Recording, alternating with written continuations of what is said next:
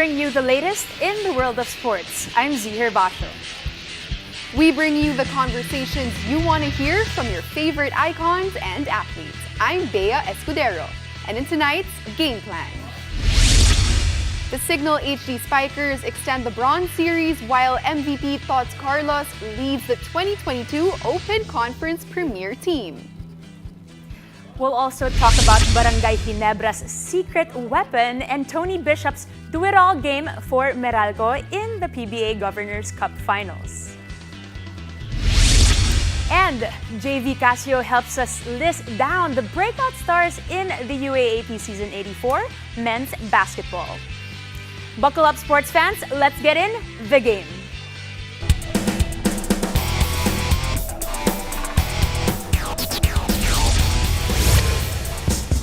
The Premier Volleyball League has announced the best of the best in the 2022 Open Conference. The Premier team is led by conference most valuable player, Tots Carlos.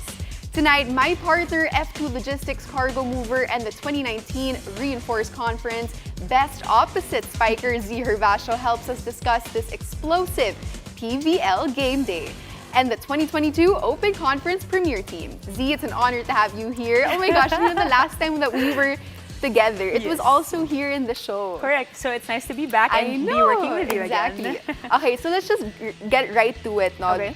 Earlier, we had the game 2 of the Choco Mucho versus Cignal HD Spikers, and it also ended in a 4-game set. But grabe, one all na sila. Yes. What are your thoughts on the game and how do you think the players did?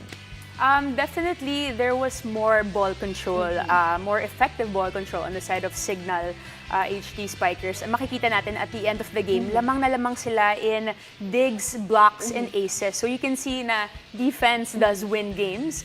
And I know for a fact that, syempre, Cignal and Choco Mucho actually came from one bracket during the elimination round. And Cignal actually ended up on top, and then second was Choco Mucho. So I feel like Cignal, kailangan talaga nila bumawi this game, and they did not upset their fans, definitely. So they got it in 4 sets as well. Now, what do you think though was the reason behind Choco Mucho's lack of control, kumbaga, in the game earlier? I think it just seemed like Cignal was more prepared.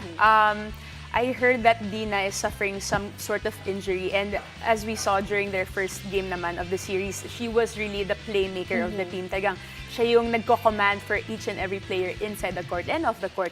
And siguro losing her composure for a bit, medyo na-rattle yung Choco Mucho, as she is one of the leaders in the team as well. Well, there's definitely more to look forward to since there is another game coming up. But let's move on, of course, to the Premier team. Now, this is very exciting, actually, Z. Kasi earlier lang, they announced the whole list. Yes. Now, what are your thoughts on the list? Was there anyone in specific that surprised you from this list? Or were you, basically, okay, sure na talaga tong mga nasa list na to? Yes, as I told you earlier, Bea, there was no shock at all kung sino yung lumabas dito sa Premier team na to. But I think the shock was not one of the household names of the PVL athletes were there. Like, you would usually probably hear Alyssa Valdez, the Gia Morados. Yes. But now, parang they're saying na parang this is like a younger squad of elite athletes at this point in time. So, I guess that's what's shocking. Pero performance-wise, we've seen Tots Carlos, talagang siya talaga deserving ng MVP award. Everybody saw her step up in such a unique way, especially being a player for Creamline Cruel Smashers. That definitely. Now, okay, let's talk a little more about Tots Carlos because grabe siya. She dominates talaga the court for the Creamline School Smashers. Now, what are your thoughts about her, because she won 2 awards. Yes. Grabe yun, diba? Exciting talaga yun. Now, let's talk about naman the game now. Okay. Kasi grabe yun. People are saying that this is sort of a renewed rivalry. Kasi, Petrogas won against them in 2019, diba? Right. The Reinforced Conference. The 2019 Open Conference naman, it was Creamline. So tingin mo ba, there is some sort of rivalry between these two teams? I'd like to think so. If there's anyone who's been up against Creamline consistently, it's been Petrogas. As you mentioned, mapa open conference man yan or may imports man.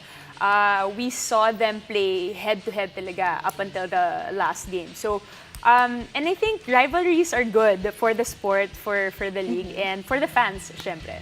Of course, it's so much better now because lahat Yes. sila nasa isang That's league, right. diba? That's right, Bea. Okay, so let's talk again about the game 2 that's happening right at this very moment. Yes. Grabe, super exciting. But of course, I want to ask you, who do you think will take game 2?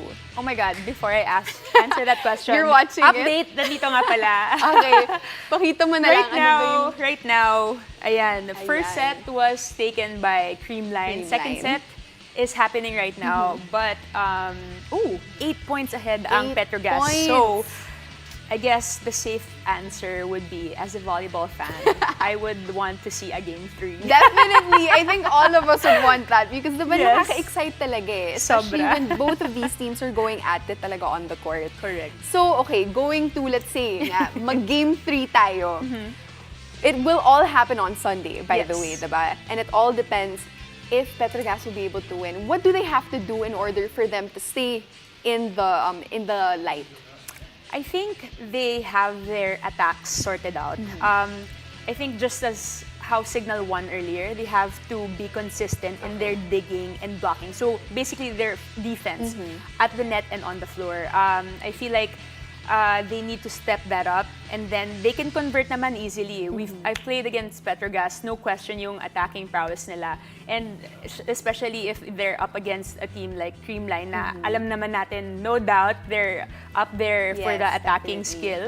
I think that would make the difference for Team Petrogas. What about for Creamline? Kasi, you know, I mean, everybody loves Creamline. I'm Yes. sure, diba? And obviously, they're really one of those people that are hard to beat, kumbaga, diba? What do you think they would have to do today to be able to just win it all? I think they have all the ingredients that they need to pull through this match. Nakita naman natin sila over the years. They've been present in the final series always. And now, especially with the addition of say Tots Carlos na Yes. nag-MVP and nag-best opposite, I think they just need to be consistent all throughout the game. Grabe, it's really heating up on the court and I Super. love seeing it. Thank you so much, Z, for your thoughts. Thank you, Bea. After the break, Larry Funashare joins us to break down Barangay Ginebra's secret weapon as well as the impact of Tony Bishop's do-it-all game for the Meralco Bolts. Stay tuned, you're watching The Game.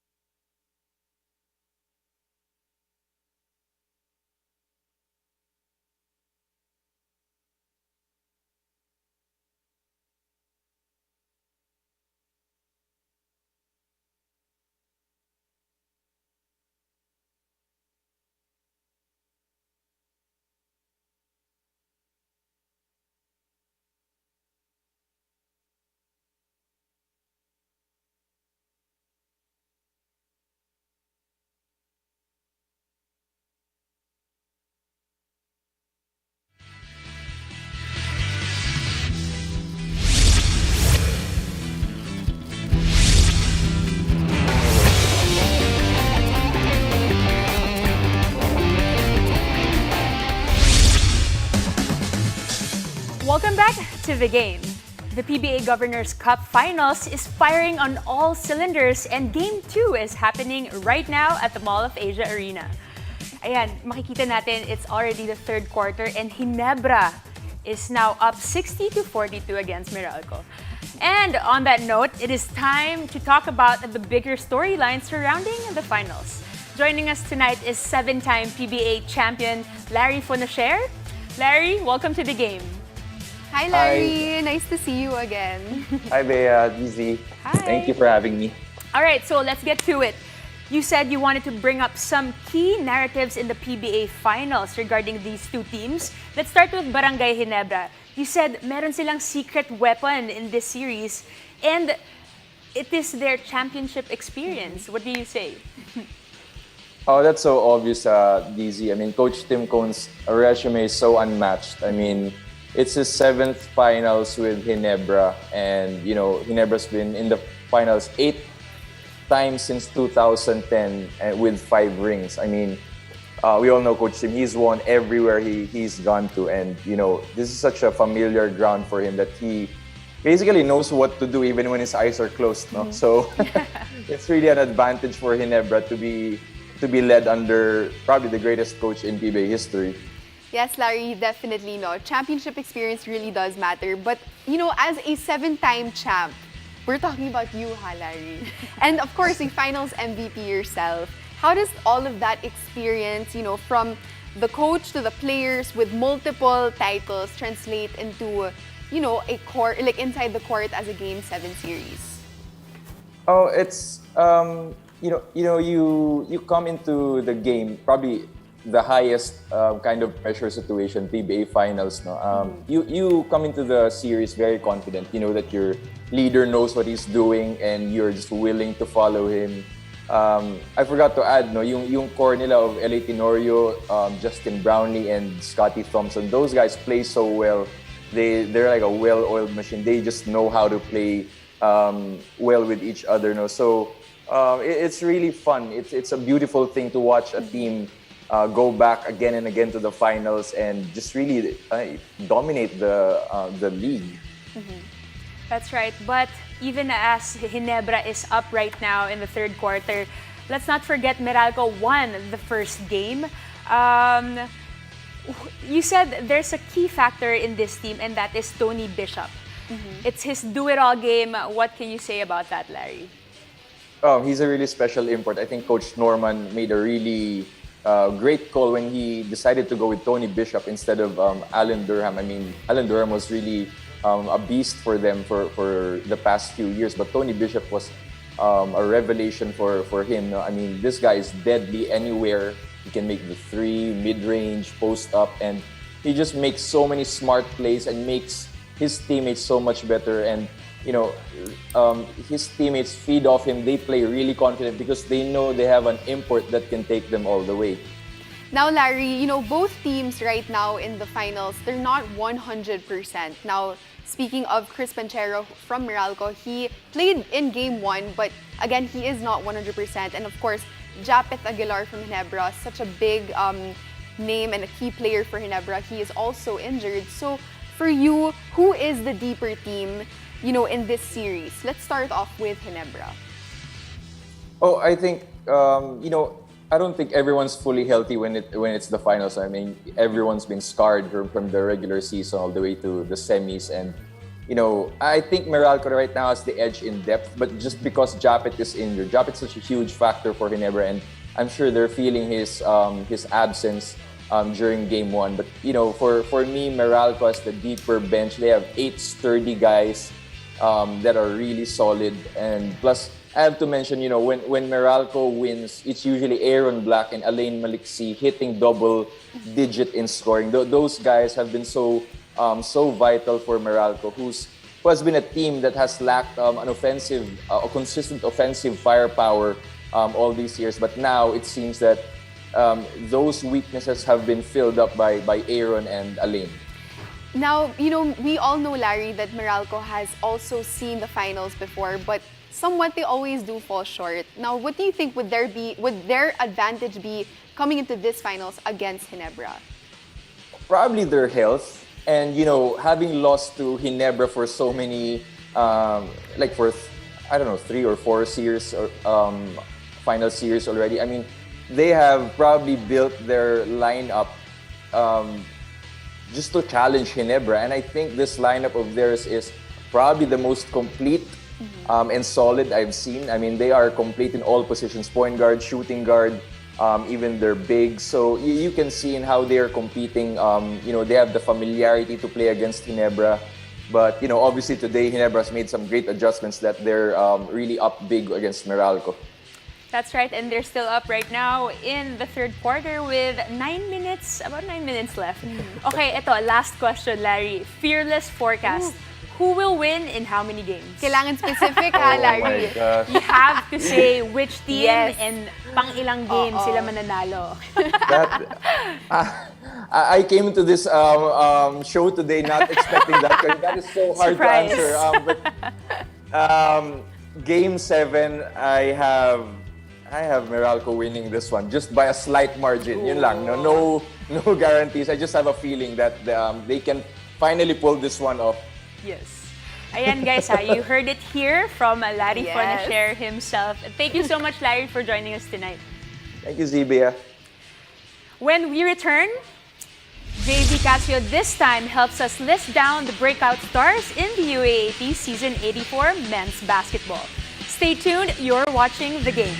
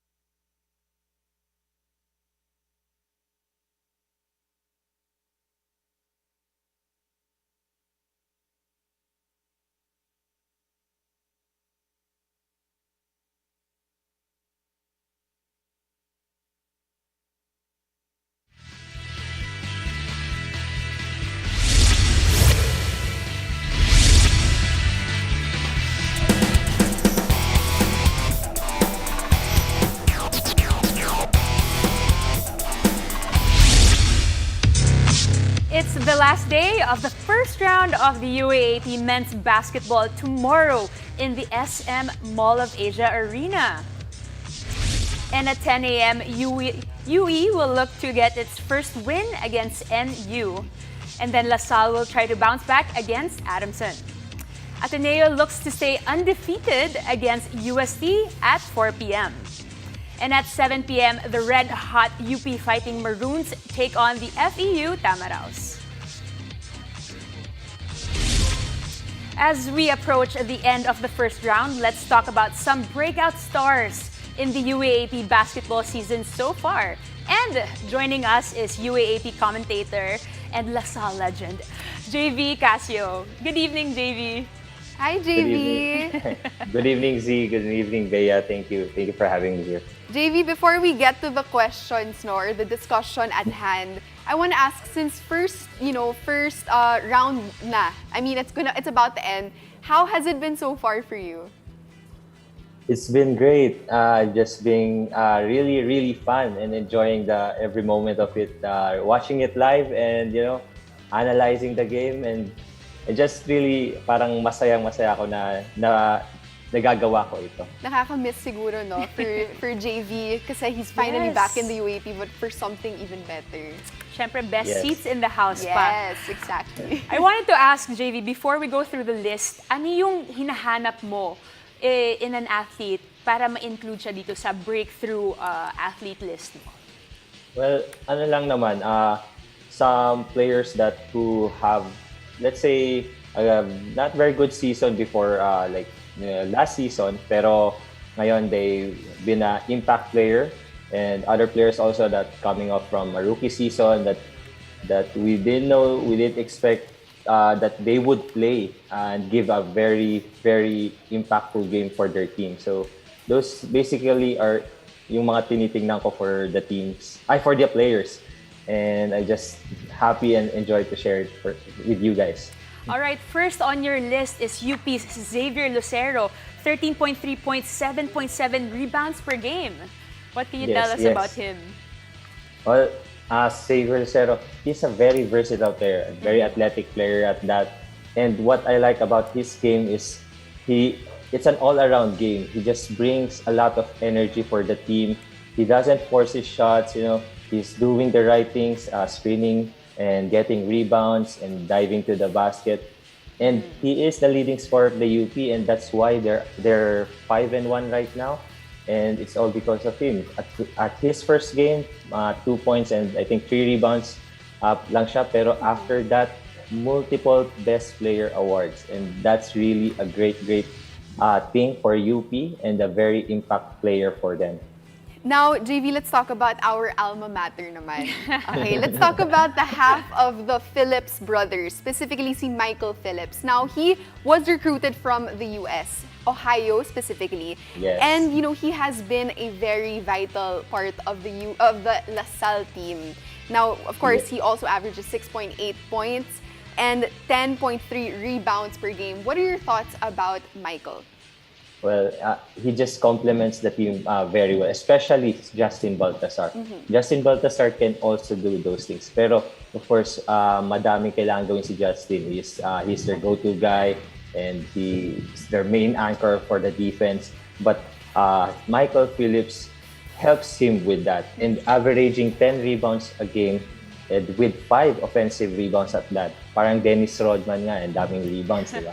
Pero what's really amazing is the energy he brings every time inside. And it just really helps, especially down low where ang dami ring magagaling na bigs dito sa UAAP. All right, from LaSalle, let's go to Ateneo naman. Yung alma mater naman ni Z. Okay, let's talk about Tyler Teo, who took masters pa para lang makapaglaro pa ng UAAP. Yes, and that's what I like. Because I did that also to play my last year.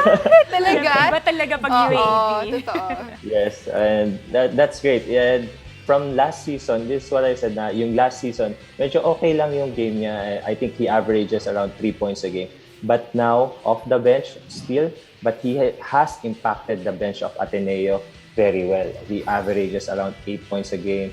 And at that, every third quarter, I think it's Tyler Teo time is making an impact on every third quarter, shooting threes.